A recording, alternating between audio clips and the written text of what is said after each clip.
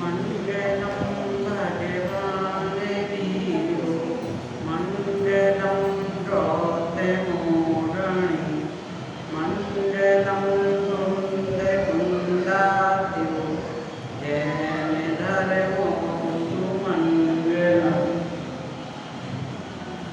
आज एक प्रश्न आया है, कल हमने निमित्त उपादान लिया था उसके ऊपर कि कार्य तो निमित्तों से ही होगा, निमित्त नहीं होंगे तो कार्य कैसे होगा। यही प्रश्न है ना आपका, कार्य निमित्तों से ही होगा, निमित्त नहीं होंगे तो कार्य कैसे होगा। कुछ और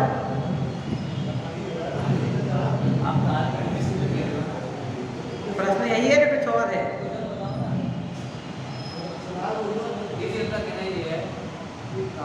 उपादान की योग्यता निमित्त बता रहा है ना। हाँ। तो निमित्त से कार्य हो रहा है, केवल कार्य जो हो रहा है ना तो निमित्त से तो हो रहा है, निमित्त तो कर रहा है। सोना अपने आप तो नहीं हो रहा, वो कहना ये। हाँ, निमित्तों से कार्य हो रहा है, कार्य अपने आप नहीं हो रहा है। जैन दर्शन का कहना है कि निमित्तों के बिना कार्य नहीं होता है। यद्यपि जब कार्य होता है निमित्त उपस्थित होता है, पर निमित्त के ऊपर मात्र आरोप आता है, निमित्त उपादान करता नहीं है। ये आप ये हम नहीं कर सकते हो कि मैं नहीं होगा तो कार्य नहीं होगा। जब कार्य हो जाता है उस समय उसके आजू बाजू में जो उपस्थित होता है वो निमित्त कहलाता है। जैसे मैं आपसे कहूँ कि मेरे को हार्ट का अटैक आ गया था और ये वकील ने मुझे बचा लिया। आप थोड़े से माथे में 3 साल आ रही ना, वकील कोई केस होता आपका, उसने जिताया तो वकील सही था। हार्ट अटैक आया, ऐसे नहीं, मेरी थोड़ी छोटी मोटी तकलीफ थी और वही वकील ने बचा दिया। तो आपके मन में क्वेश्चन मार्क आया, वकील ने कैसे बचाया। तो मैंने उन्हें, एक वकील थे बहुत अच्छे, उन्होंने मुझे समय पर डॉक्टर के पास पहुंचाया। तो बचाया था डॉक्टर ने ना। आने बीमारी में निमित्त डॉक्टर होता है, वकील नहीं।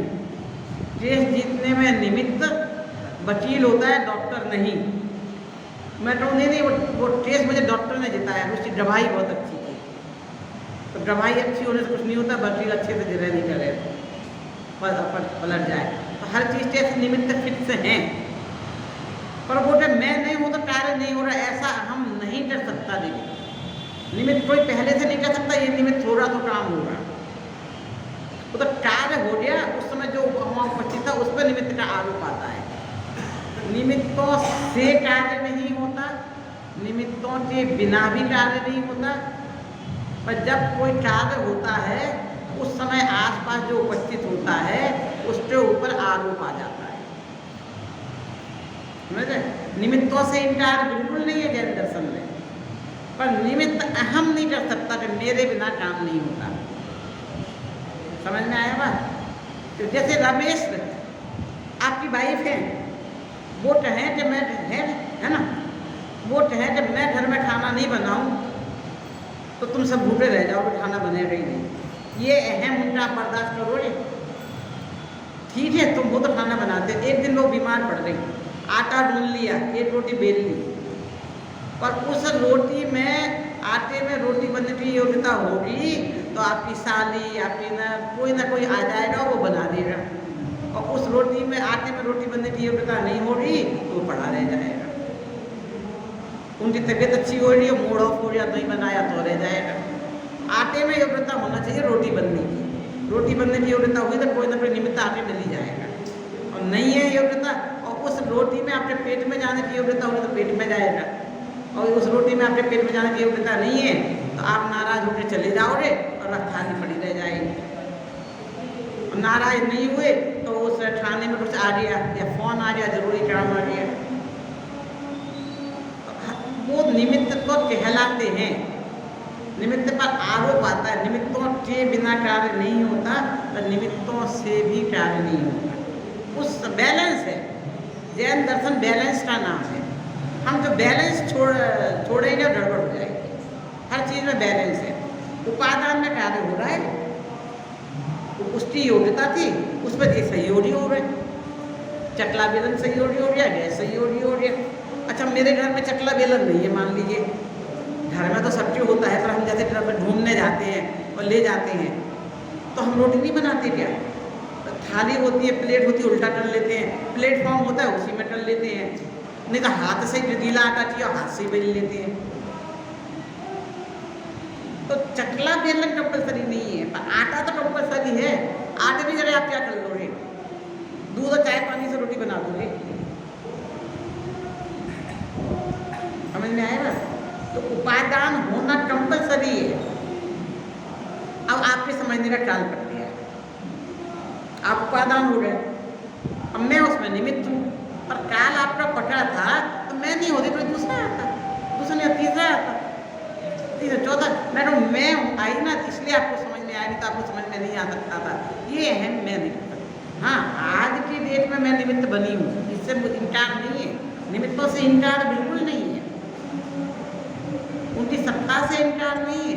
पर निमित्त को निमित्त की जगह रखो। मैं ही तुम्हारा पालनहारा हूँ। हाँ, आप घर में टमाटर डाल डालते हो, बहुत अच्छी बात है, आराम से लाइफ चलती है। पर जिनके जो अकेली महिलाएं होती हैं, जिनके पति नहीं रहते किसी दुर्भाग्यवश, तो उनके बच्चे अच्छे पलते बढ़ते नहीं है, वो महिलाएं का रोड ऐसी रह जाती हैं। वो आधीन थी, वो सशक्त हो जाती है स्वयं। पहले घर से बाहर नहीं निकलती थी। पहले के ज़माने में बिना पढ़ी लिखी महिलाएं भी थी, वे भी अच्छे से हाजीपुरा कर लेती थी, जैसे भी करती हूँ। अपने बच्चों को लाल बहादुर शास्त्री ऐसे भी बना देती, रोड पे पड़ती बड़ी बड़ी ना वो। तो ये अहम कि मैं परिवार चला रहा हूँ, सबके अपने अपने पुण्य के उदय हैं, अपने अपने पाप के उदय हैं। टिपिकल टाइप का पाप का उदय है, टिपिकल टाइप के पुण्य का उदय है। वो स्वयं वाली जिनके माँ बाप या तो नहीं रहते हैं, कोई एक जन नहीं रहता है, तो वो स्वयं सशक्त हो जाते हैं, समर्थ हो जाते हैं। नहीं तो वो बच्चे 25 साल 30 साल के बच्चे भी पिता का मुँह देखते रहते हैं। व्यापारी के आजकल बच्चों को क्यों नौकरी करने जाना चाहते हैं? व्यापारी का बेटा व्यापारी क्यों नहीं बनना चाहता है? मुझे पिता का नाम नहीं चाहिए, मैं अपने पैरों पर खड़ा हूँ, मेरे में खुद योग्यता है, पिता की योग्यता से मैं कमा रहा हूँ, मुझे ये नहीं चाहिए। वो अपने आप को दिखाना चाहते हैं बस। तो सबके अपने अपनी चीज़ें हैं जो अहम रहता, हमारा अहम तोड़ रहे हैं। आप करता नहीं हो, आप मात्र निमित्त हो। ये बात है ना, सूर्य उदित हो रहा है तो कमल खिल रहा है नहीं है, तो ऐसा निमित्त संयोग है। अब सुनार से उपस्थिति से इनकार नहीं है, पर रमेश कहे कि मैं सुनार हूँ, मैं ही सोने से जेवर बना सकता हूँ, सुरेश नहीं बना सकता, ये नहीं चलेगा। सोना है तो कोई भी आके सोने से उस पिटिया को ढाल देगा तो बन जाएगा जेवर। पिटिया फॉलो होना चाहिए। और हमने दुनियादारी में नाम दे दिए। पर जैसे कि क्या होता ना, डॉक्टर जैसे आपने समय पर हॉस्पिटल पहुंचा दिया, समय पर फर्स्ट एड दे दी, तो कोई वकील आम आदमी कोई भी उसे पता हो और उसने उसकी वो हार्ट बीट ऐसे ऐसे कर दी, दवा दी कर दी तो ठीक हो गया।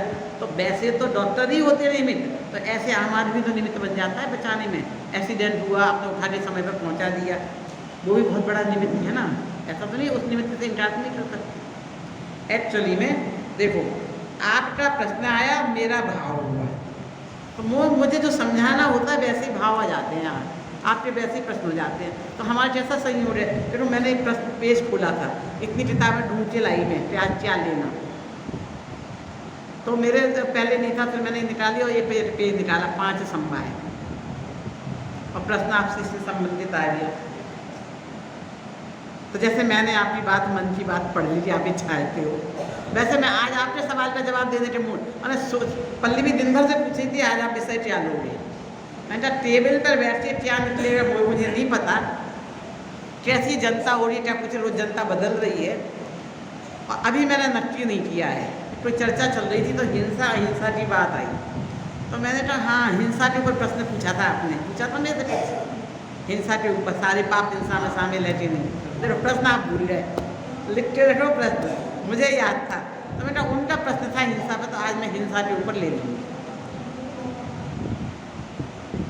विचार तो वही था, इधर बैठी किताबें देखी तो मेरे मन में ये आया कि नहीं आज 5 संभाए बन जाएगा।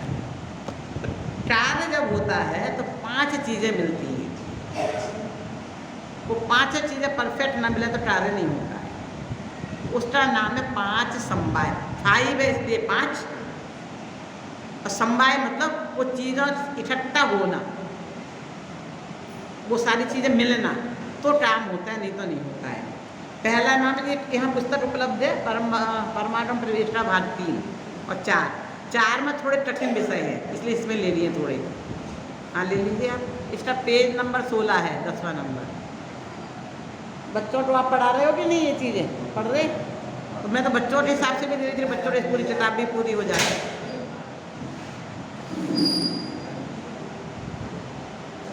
हाँ हाँ, 10 पुस्तकें तो कम से कम होनी, मैंने 7 पुस्तकें 10 तो मंगवाई ही हैं। हाँ, परमाणु, हाँ, तो ये तो मैंने 20 पर ज़्यादा ही मंगवाई थी ये बच्चों के हिसाब से। पेज नंबर 16, 10वां नंबर चैप्टर है, 5 समवाय। तो एक तो वस्तु का स्वभाव क्या है, उससे निश्चित होता है काम कैसे होगा। मेरे पास चांदी उपलब्ध है, अथवा जितने पैसों में चांदी आती है उतने पैसे हैं,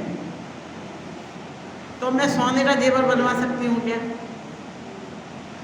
नहीं। तो जिस चीज़ का जैसा स्वभाव होगा वैसी चीज़ बनेगी ना। जैसा स्वभाव नहीं, चांदी से मैं पीला हो, सोना सफ़ेद हो, तो आपको ऊपर से पॉलिश करना पड़ेगा, असली उसका स्वरूप नहीं आएगा। स्वभाव क्या है वस्तु का? काल लब्धि, समय आया है कि नहीं आया है उसका, भवितव्य होनहार कैसी है उसकी, पुरुषार्थ, उसका प्रयास कैसा है। पुरुषार्थ प्रयास 2 शब्द हैं। आत्मा में हमने किया तो वो पुरुषार्थ हो गया।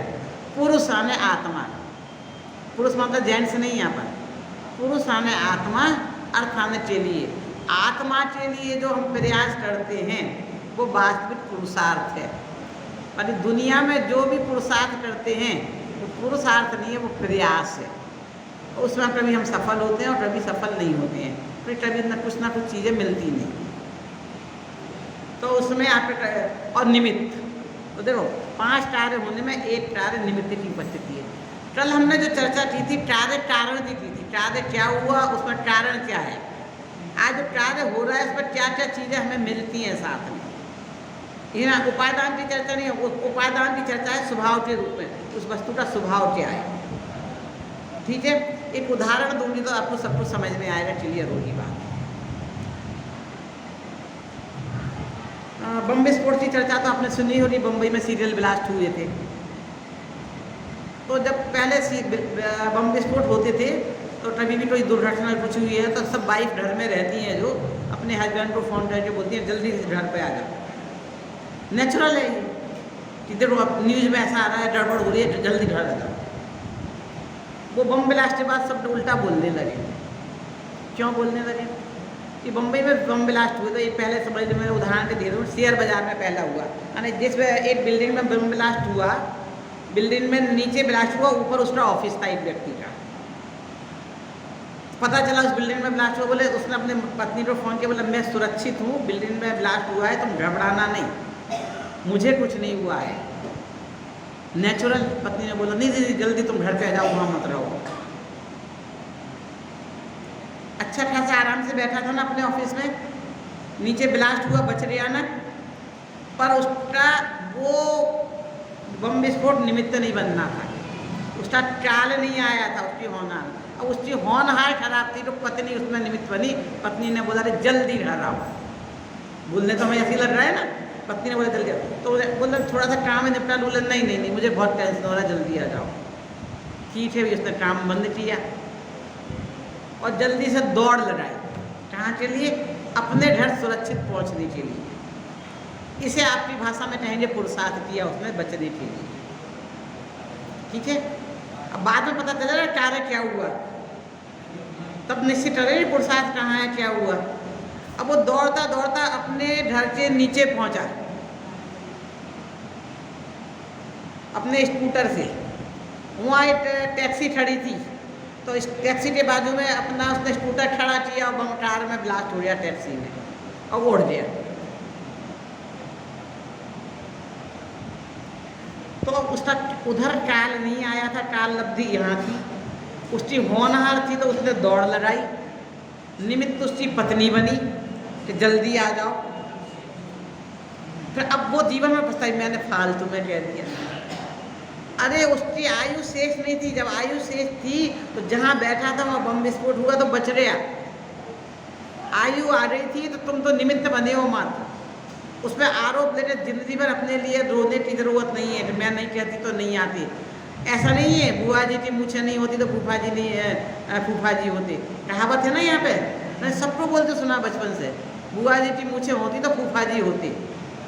और मेरा दिमाग थोड़ा उल्टा चलता है, मैं क्या बोलती हूँ, बुआ जी की मूछें होती ना तो फूफा जी ही नहीं होते, बुआ जी नहीं होती तो फूफा जी कहाँ से आते? फूफा जी तो बुआ जी से ही है ना।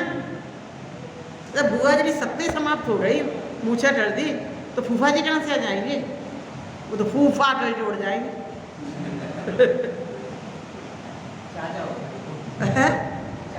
सोचने का तरीका ये भी है ना,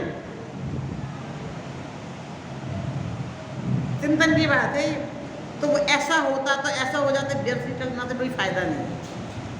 उसका बम विस्फोट वो निमित्त वो वाला बम नहीं था, ये वाला बम था। वो जगह क्षेत्र वो नहीं था, ये क्षेत्र था। आयु क्रम में था, स्वभाव छीर्ण यहाँ हुआ था, वहाँ नहीं हुआ था, काल नहीं था, कुछ भी उधर नहीं था। और पुरुषार्थ तुम इसे तो ठहरोगे नहीं। प्रयास तो हुआ था, प्रयास किया उसने बचने का। जब बम विस्फोट हुआ वहाँ कुछ नहीं, एक जगह बैठा हुआ था और बच गया। तो 500 समवाय घटित हो गए। अब अपने अपनी लाइफ में सब घटा सकते हो, सबके साथ और सबके आजू बाजू में कुछ अच्छी बुरी ऐसी घटनाएं घटी होंगी। अपने घर में नहीं घटी होंगी तो पड़ोसियों की घटी होंगी। उस क्या कहते हैं भाई, उसके तो आ रही थी तो नहीं, आज ही वो सुना रही थी पल्लवी, किसी की डेथ हुई है परिसर के एक दिन पहले, जैन मिलन वालों में, आपके जैन मिलन की। तो बोले तकलीफ हो रही थी, मन ही नहीं हुआ डॉक्टर को दिखाने जाने का। क्या करे, आयु आ रही थी तो इच्छा नहीं, तकलीफ ऐसा नहीं था कि कुछ नहीं था, अच्छे खाते थे। 2-3 दिन से तकलीफ बनी हुई थी, पर अपने घर के इलाज करते रहे, नहीं रहे दिखाने, लापरवाही कर। तो डॉक्टर के पास जाते तो बच जाते क्या? तो उन्हें उनका आयु क्षीण होती थी तो बुद्धि जैसी बुद्धि पहले हर लेता है, बोलते हैं ना, हिंदुओं में कहावत है, भगवान उनकी बुद्धि पहले से हर लेते हैं। जैसी बुद्धि राम की बुद्धि हर ली थी, उसे रावण की राम के हाथों मरना था तो रावण की बुद्धि हर ली थी। बाकी सब चीज़ अच्छी चल रही थी, बस एक जरा सा भाव आ गया। हमें भी ऐसे लगता है कभी कभी हमारी क्या उल्टी बुद्धि चल रही थी, कहते हैं कि नहीं? वैसे हम कभी नहीं करते, आज के दिन ऐसा किया। कभी जेब में पर्स में कभी पैसा लेकर नहीं चलती, तो कहीं भी छोड़ दो मुझे कोई टेंशन नहीं। तो किसी से भाव आ जाए मुझे कि आज इसमें 1 लाख ले जाना, 1 लाख लेके चलो, 2 बार नहीं आना पड़ेगा, और उसी दिन पर्स गायब हो जाए, तो ठीक बोलेंगे कि भाई क्या बुद्धि चली थी, कभी तो तब 5 रुपये भी नहीं रखती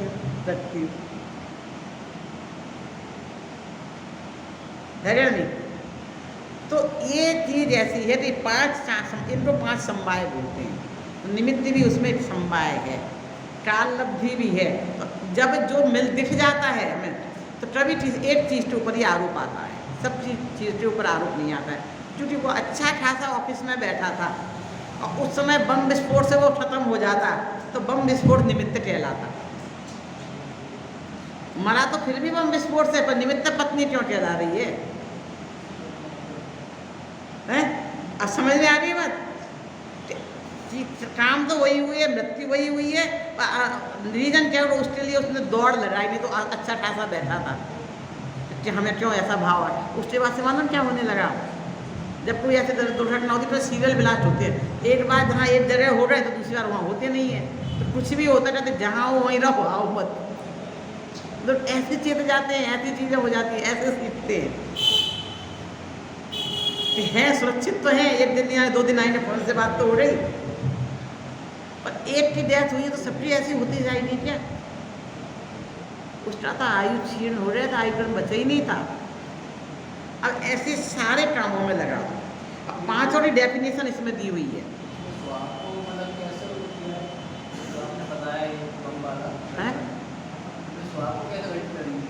देखो स्वभाव की परिभाषा पढ़ो, दीजिए जिस वस्तु में जिस रूप परिणमित होने की त्रिकाल योग्यता है उसे स्वभाव कहते हैं।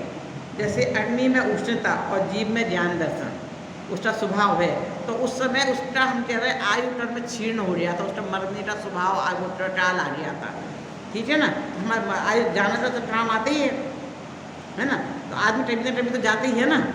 उस समय की वैसी योग्यता थी उसकी, तो वैसे वैसे निमित्त मिल रहे, वैसे भाव हो रहे। नहीं तो वो कहता कि मैं हाथ देखो, कई बात होता नहीं मैं हाथ का काम पूरा करके जाऊँ, तो हो गया ना, बच गया ना, आज का काम पूरा कर ले तो कल भूल जाऊँगा, ये भाव भी आ जाता।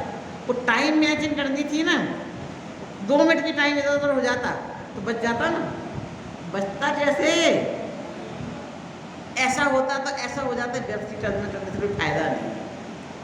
तो अब हम फिर किस सिद्धांत को समझा रहे हैं इन सबसे? एक द्रव्य मेन सिद्धांत है जैन दर्शन का, एक द्रव्य दूसरे द्रव्य का कर्ता है। चाहे आप निमित्त उपादान से समझो, हमें अपने अंदर जो कर्ता भावना पड़ी हुई है वो निकालनी है। ये सबसे बड़ी 2 चीज़ें है हमारे अंदर, एक अहम बुद्धि और कर्ता बुद्धि। अहम बुद्धि हमें पर में अहम बुद्धि हमें अपने में अहम बुद्धि नहीं करने देती है। तो सम्यक दर्शन में बाधा है पर पदार्थ में शरीर में अहम बुद्धि, और कर्ता बुद्धि बाधक है लगातार आत्मा में लीनता में। अहम बुद्धि हटी, एक समय के लिए आत्मानुभूति हो जाएगी, सम्यक दर्शन हो जाएगा। सम्यक दर्शन होने के पश्चात भी बहुत समय तक रह जाता है संसार में, अधिक से अधिक रहता है, अधिक परावर्तन काल तक रह जाता है। क्यों? कर्ता बुद्धि नहीं जाती हमारे अंदर, कहीं ना कहीं अंदर ये भाव पड़ा रहता है, इष्टा नहीं करता, इष्टा नहीं तो अपने शरीर अपना तो करता हूँ ना मैं, अपने शरीर का। तो तूने अपने शरीर का है तो शरीर तू नहीं है, ये परद्रव्य है। तो जैन दर्शन अकर्तावाद है, एक द्रव्य दूसरे द्रव्य का कर्ता नहीं से क्या बोलते हैं? अकर्तावादी दर्शन। बाकी ऐसे थोड़ा सा फिलॉसफी के बारे में बता दूँ कि जैसे 9 दर्शन माने जाते हैं, जैसे अपना जैन दर्शन है ना, ऐसे चारवाक, जैन और बौद्ध, ये 3 दर्शन तो नास्तिक दर्शन कहलाते हैं। नास्तिक कहलाते हो आप, और 6 दर्शन आस्तिक कहलाते हैं। इसमें सांख्य योग है, मीमांसा वेदांत है, और न्याय और वैशेषिक है। ये 2-2 के जोड़े से ही है, एक नहीं है। ये जोड़े क्यों है? एक में सिद्धांत बताया है, दूसरे में आचरण बताया है। जैसा मीमांसा और वेदांत है, तो वेदांत में एक दर्शन में उनमें 8 चीज़ियाँ बताएंगे, एक में सिद्धांत बताएंगे। इस तरह से योग में योग की क्रिया है, सांख्य में उसका दर्शन है। और 4 बार जैन और बौद्ध नास्तिक क्यों है? भगवान को नहीं मानते, इस दृष्टि से नहीं है, भगवान को तो हम मानते हैं कि हम भगवान को कर्ता नहीं मानते। इस दम पे हमें वो नास्तिक दर्शन, हम वेदों को नहीं मानते, एक भगवान को नहीं मानते और वेदों को नहीं मानते। तो जो वेदों को माने और भगवान को कर्ता माने वो ईश्वरवादी। हम भगवान को मानते हैं, ईश्वर को नहीं मानते हैं। फिर आप कहोगे ईश्वर और भगवान तो पर्यायवाची है, वो लोग ईश्वर बोलते हैं, हम भगवान बोलते हैं। नहीं, ऐसा नहीं है। भगवान प्लस कर्ता इक्वल टू ईश्वर। मैथिली भाषा समझ में आती है ना? ईश्वर माइनस कर्ता इक्वल टू भगवान। ईश्वर में से कर्तापन हटा दो तो भगवान बन जाएंगे, भगवान में कर्तापन जोड़ दो तो ईश्वर बन जाएंगे। हमारे भगवान कर्ता धरता नहीं है, ज्ञाता दर्शना है। तो जैन दर्शन कैसा दर्शन है? अकर्तावादी दर्शन। अकर्तावादी बोलो या स्वकर्तावादी बोलो, नहीं समझ में आई, बताती हूँ। कविता, तुम अपनी एक जेब में एक पर्स में से पैसे निकालो और दूसरे पर्स में डाल दो, अथवा अपनी बेटी को दे दो। आप यहाँ आके बोल सकते हो कि मैंने 1 लाख रुपया दान में दिया, एक अकाउंट से दूसरे अकाउंट में डाला। यानी अपना कर्ता नहीं कहलाता है, स्वकर्तावादी है। वो पैसा ट्रांसफर चाहिए, ये बात नहीं, अपने अकाउंट से अपने में चाहिए, तो वो तो अपना अपना किया होगा कुछ हिसाब किताब, कोई दान थोड़ी कहलाया। तो दूसरे में टरतापन के बाद टरो रे तो वो टरतावादी कहलाता है, और दूसरे में हम कुछ कर नहीं सकते। क्लियर हुआ? अने अपने को कुछ पैसा दिया तो आप दानी नहीं, वो अपना अपने माँ बहन बेटी जो भी आपके अपने पंचे उसमें आ रहे हैं, वो दान नहीं है। दान कहीं ना कहीं उसमें परायापन होना चाहिए।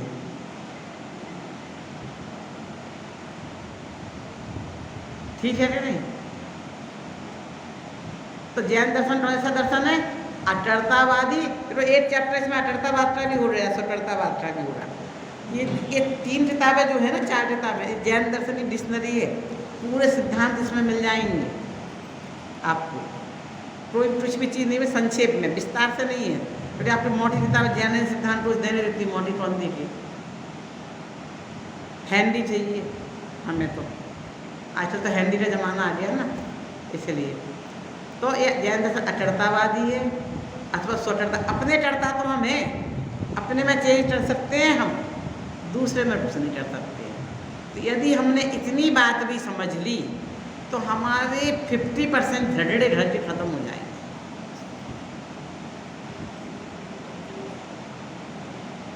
अब देखो हम दिन क्या करना चाहते हैं, हमारी चाहत क्या है दिन रात, और कहाँ हमारे झगड़े खड़े होते हैं, देख लेना। और फिर ये सिद्धांत जो अपन ने समझे हैं, निमित्त उपादान, एक द्रव्य दूसरे द्रव्य का, ये जो हम सीख रहे हैं, क्या सीख रहे हैं? अभी हम सम्यक दर्शन आत्मानुभूति की बात करें तो मैं दूसरी चर्चा करूँगी, वो नहीं कर रही है अभी, वो भी करूँगी। ठीक है ना? ये तो अभी घर में, जिस हम घर में रह रहे हैं, जिन परिस्थितियों में रह रहे हैं, उसमें स्ट्रेस फ्री, टेंशन फ्री, शांति की लाइफ कैसे जिए, उसके रास्ते हैं। वो रास्ते समझने के लिए सिद्धांत समझने जरूरी है। और हमें थोड़ा स्ट्रेस चाहिए, स्ट्रेस नहीं रहेगा तो मज़ा नहीं है लाइफ में, तो फिर मत समझो। अब सरल है कठिन है वो आप जानो, पर कठिन से कठिन चीज को सरल बनाना आपको आता है। और रोटी गोल बनाना सरल है कि कठिन है? देखो ये क्या सरल है। और तुम बताओ, है मिनी, रोटी गोल बनाना सरल है कि कठिन है? अच्छा चलो पुरुष वर्ग से पूछ लो, आटा गूंदना वो है ना, तो जो बनाते हैं उन्हें सरल है, और जो नहीं बनाते उन्हें कठिन है। उन्हें चाय बनाना भी कठिन है। अनभ्यास से कठिन होती है चीज़ें, अभ्यास से सरल हो जाती है, सिंपल सी बात है। ठीक है? तो जो चीज़ है, आज सुबह भी कोई चर्चा आई थी, हम उसका बार बार सुनेंगे समझेंगे तो सरल हो जाएगी, और नहीं सुनेंगे तो कठिन हो जाएगी। सीधी सी बात, इतनी सी बात। ठीक है? तो समझ में आ रहा है? आपके सवाल का जवाब मिला कि नहीं मिला? मिल गया? और निमित्त उपादान पर किसी का कुछ है सवाल? अब कार्य होने पे, अब ये 5 चीज़ें मिलती हैं तो कार्य होता है। इससे एक सिद्धांत और जुड़ा हुआ है। ये सब जो हमने उदाहरण दिया था गम विश्व का, तो उसकी आयु कर्म क्षीण होना निश्चित था ना, निमित्त निश्चित था ना। तो हर चीज़ हमारी निश्चित है और निश्चित क्रम में ही आ रही है, बस इतनी सी बात है हमें पता नहीं है हमारी कौन सी अगली पर्याय कौन सी आएगी। और चूँकि हमें पता नहीं है तो हम उसे बदलने की कोशिश करते हैं। अभी जैसे कि बताओ, आपको कभी ये भाव आएगा कि खम्बा हटा के यहाँ कर दो, खम्बा वहाँ कर दो। अच्छा ये भाव आएगा कि टेबल वहाँ रख दो, यहाँ रख दो। ये दिन में 10 बार करते रहते हो ना, अभी पे हटोगी ना, तुरंत वहाँ हटा दोगे। करोगे कितने करोगे? तो टेबल के हटाने का भाव क्यों आता, खम्बे का क्यों नहीं आता? उसमें हटने की सामर्थ्य नहीं है, वो फिक्स है। और जो हिलता है, तो जो फिक्स है उसमें हटाने का भाव नहीं आता है। तो हिलता डुलता है उसी में हमें चेंज करने का भाव आता है। एक चीज़ हो रही। अच्छा एक बात बताऊँ, तो मैं यहाँ पे आई थी 2-4-6 महीने, मई के महीने में, उस समय मुझे बुखार आ गया था। अब वो पर्याय नहीं आनी चाहिए थी, तो उससे बचने का उपाय बताओ। हंस रहे हो? अरे मैं पागलपंती की बातें कर रही हूँ। अरे जो पर्याय चली रही उसमें हम कुछ नहीं कर सकते। अने भूतकाल में आप कुछ नहीं कर सकते, जो फिक्स है उसमें कुछ नहीं कर सकते, ठीक है। अच्छा, वर्तमान में हम कुछ कर सकते, फ्यूचर में हम कुछ कर सकते हैं क्या? काल की दृष्टि विचार करो, क्यों नहीं कर सकते? हमें पता ही नहीं है क्या होने वाला है। हमें जब पता नहीं है क्या होने वाला तो हम बदले कैसे? पता हो तो बदलते। अब भूतकाल में कुछ नहीं कर सकते। अब रहा वर्तमान, तो वर्तमान में कुछ चेंज कर सकते हैं, कर सकते हैं क्या? क्यों नहीं? वो तो उत्पन्न हो गया।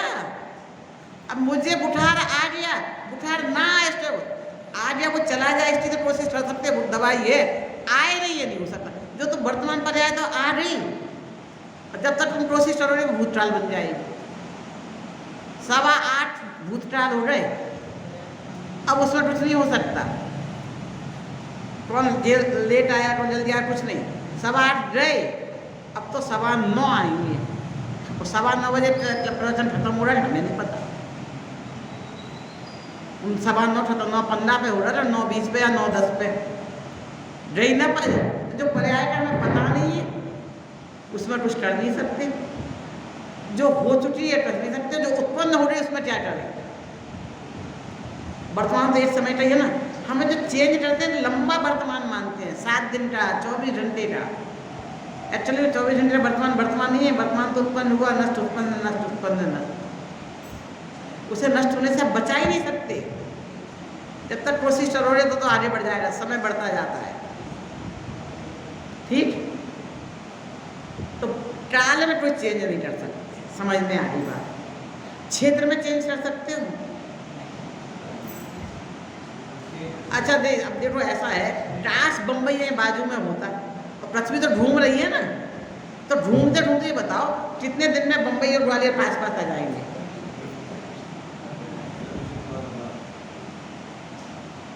अरे क्षेत्र में कुछ नहीं कर सकते, काल में कुछ नहीं कर सकते, तो बदलना कहाँ है ये बताओ, हैं? कौन से भाव में? फिर वही प्रश्न।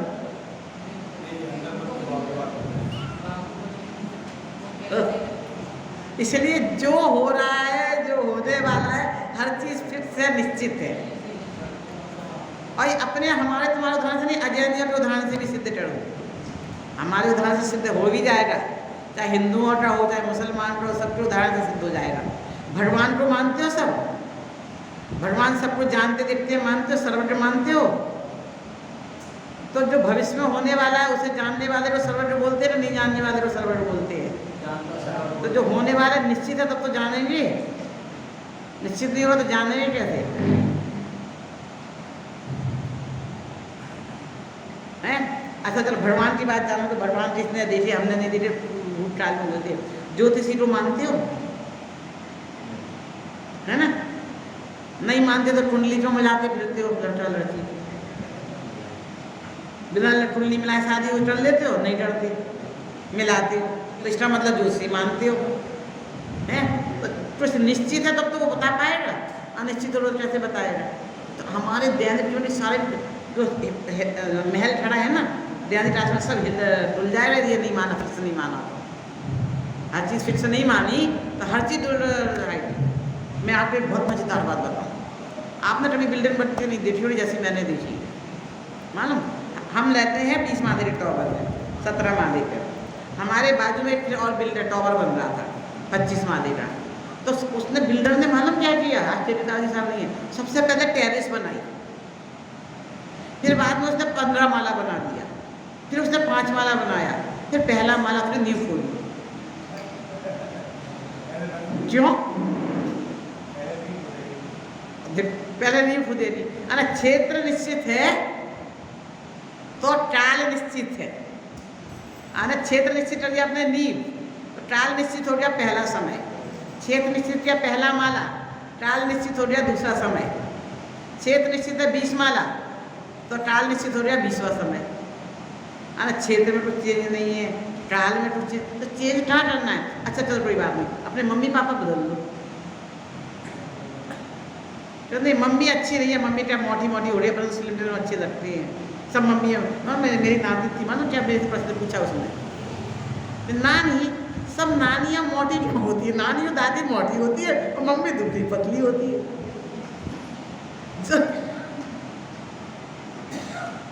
उसको आया तो जितनी नानी देखी सब मोटी मोटी देखी और मम्मी दुबली पतली देखी, कुछ चीज समझ में नहीं आती थी।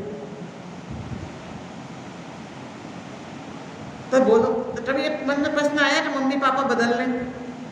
मम्मी ठिरनी है, पापा लंबे है, मम्मी गोरी है, पापा काले हैं, कुछ ऐसा भाव आया क्या? बच्चे हमारे पड़ोस में झांसी में रहते थे हम, पहले तो बहुत साल पहले, तो पड़ोसी के एक बच्चा तो डोरू था, उसका नाम है डोरू, तो एक कल्लू, समझ रहे ना, वो कोयला जैसी काली। एक बच्चा मेरा, एक मेरा नहीं, चुन चुन के लाए, पतली चुननी है, गोरी, स्लिम, बुद्धिमान, सारे गुण उसमें चाहिए। पत्नी चुन सकते हैं। आप 25 साल के हैं तो कम से कम 22-23 साल पहले आपकी पत्नी पैदा हो गई या 2 साल छोटी आई तो, और 25 साल पहले तो हो ही गई ना। तो हिंदुस्तान में बड़ी पत्नियां नहीं लाते, छोटी ही लाते हैं, तो वो तो हो रही ना, बदली तो नहीं जाएगी। चलो हमने अब बदलते हैं, हमें बदलना है। तो आपने अपनी ये पत्नी थी, मान लो सीता की, राम की पत्नी सीता बनने वाली थी, राम के मन में भाव हो जाता सीता को नहीं बनाना है पत्नी, तो फिर सीता का पति कौन बनता है? और फिर वो पत्नी जिसकी बनने वाली थी वो बेचारा कुंवारा रह जाता। फिर लप्टू से एक लवर सीता राम के यहाँ पैदा होते, सीता वहाँ पैदा होते, पर होता क्या, सोचो तो सही। हम पर्याय बदलेंगे, कौन सी पर्याय बदलना चाहते हैं? पर्याय बदलना चाहते हैं ना, द्रव्य तो बदल नहीं सकता। अब विचार करो, हमें पर्याय बदलनी है, आपको कौन सी पर्याय बदलनी है कि नहीं? अब मेरे को पता चल जाएगा, मेरे को डॉक्टर ने कह दिया, कुछ भाग्यशाली होते हैं जिन्हें डॉक्टर बता देते कि अब आपके पास 3